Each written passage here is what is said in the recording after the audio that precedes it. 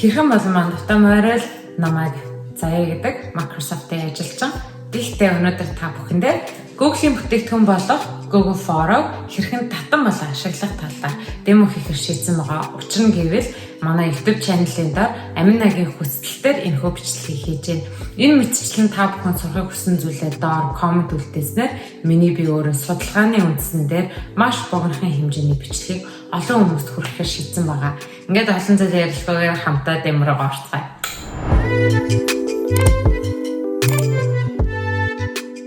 Google Forms хэрэг таны iOS утсан дээр байхгүй бол хэрхэн татаж авах вэ?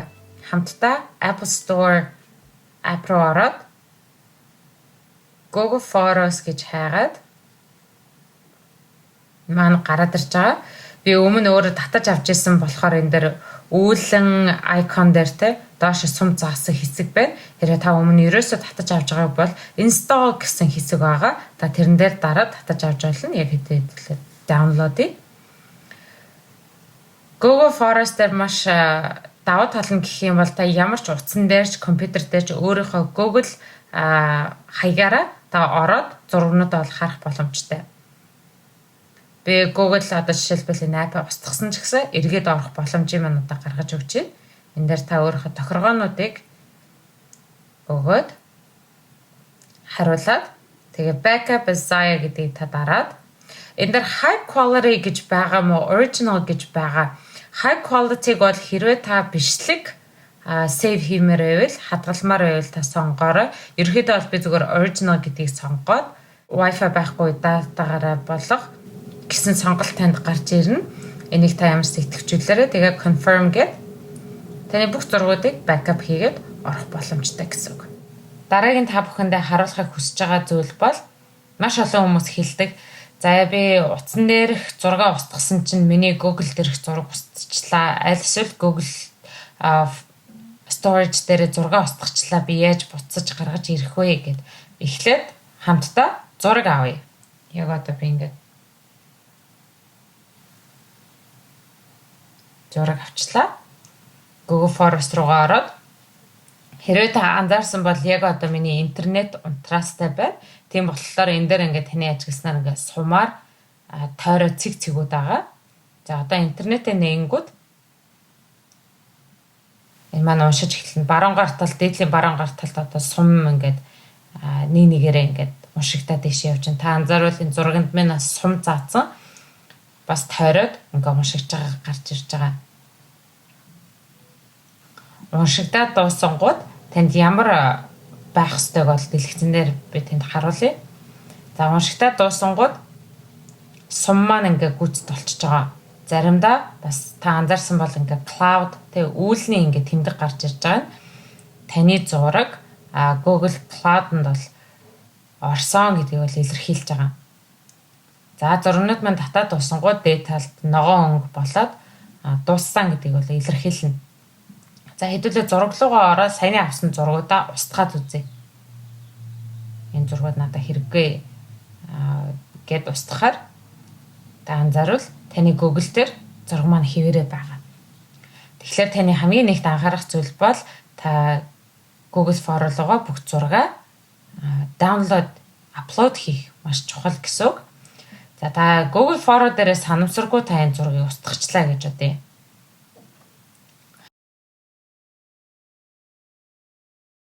За тэгээд тань тэр зураг хэрэгтэй болсон байлаа гэхэд та library руугаа ороод trash гэж байгаа. Trash руу оронгууд таны устгасан зургууд гарч ирнэ. Эдгээр зураг маань 60 хоногийн дараа бол шууд устгагддаг болохоор та 60 хоногийн дотор санамсаргүй устгасан зургуудаа буцаагаад оруулж болно гэсэн. Хэдүүлээ select гэдгийг дараад за энэ зургуудаа би буцаагаад оруулъя гэвэл restore гэдгийг дараад 9 зураг авсан зураг маань буцаад зурган дотор маань ороод ирсэн байгаа гэсэн үг.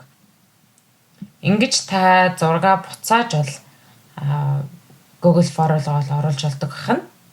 Хэрвээ таны Google Form-оо татаж авчаад байхад таны зургийг уншихгүй байгаа бол яаж тэр тохируултыг та бүхэнд харуулъя. Эхлээд та аккаунт руугаа ороод Form Settings гэдэг рүү ороод хамгийн ихний Backup and Sync гэдгийг та идэвхжүүлээрэй. Идэвхжүүлэхэд доор танд хоёр сонголт гарч ирнэ. Энэ маань та зургаа дараа асаалтаа хийж байхад апплод хийх, мөн видеого апплод хийх гэсэн сонголтыг та нээгээрээ. Ингэснээрээ таны утасны интернет байгаа үед, Wi-Fi байгаа үед бол идэвхжээд таны бүх зургийг бол Google Photo дээр бол оруулах байгаа. Та бүхэн магадгүй асууж иж магадгүй өнгөө дотроо хичнээн багт амж надад байдгийн бэ гэд энэ дэлгэцэн дээр харж байгаачлан танд 15 ГБ бол байгаа. Хэрвээ та тэрийг өргөжлүүлээд дээшлүүлье гэх юм бол 100 ГБ-ыг $1.99 бол сарын худалдаж бол авч болох нь. Талд одоо жишээлбэл миний iCloud дүүрсэн байна. Cloud захиалах уу гэд бол цаанаас бол асууж байна. Apple-ийн iCloud-д бол төлбөр төлөх бол нэг тийм сонирхолтой биш. Тийм болохоор Manage Device Storage гэд тэгээ Free Up Space гэдгийг дараад танд сонголт гарч ирнэ. Одоо таны утсан дээр байгаа бүх зургийг устгаад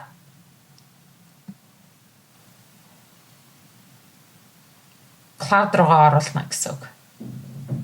Ингээд таны бүх зурагнууд зөвхөн энэ дээр хадгалагдаад утаснаас нь устгагдсан гэсэн үг. Та Google Photo руу зураг орууллаа. Утсан дээрх зураг устгасны даваа тал болох юм бол та бүхний мэдж байгаа iOS, iPhone дээр жоохон зураг аваад маш хурдан дүүрчдэг. Тэгэхээр таны дүүрэлт бол дүүрэхгүй та хүснээрээ зураг авч бичлэгээ хийх бол боломжийг бол танд нээж байгаа.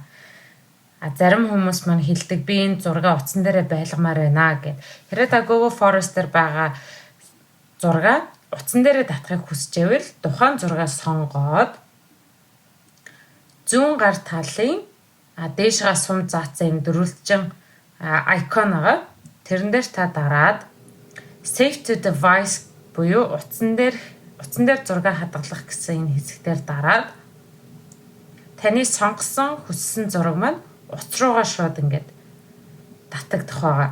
Хэрвээ та зураг руугаа орох юм бол сая миний татсан зураг яг анх яаж зураг авсан яг тэр маань quality сайтай бол ингээд буцагдаад татсан байгаа. Өнөөдөр та бүхэндээ хэрхэн Google-ийг татан аван болон ашиглах талаар та бүхэнд демо орууллаа. Энэхүү демог асуусан Аминада маш их баярлалаа. Хэрвээ та бүхэн хүсвэл YouTube-ийн маань доор комментэн дээр юу сурмаар байгаагаа бичих юм бол та бүхэнд би энэхүү богинохон хэлбэрээр бол ингээд демонуудыг оруулах боломжтой байгаа шүү гэж давхар хэлмээрээ. Тэгээд бичлэгийн маань дууссан туслуулсан та бүхэндээ маш их баярлалаа. Дараагийн дугаар хүртэл түр баяртай.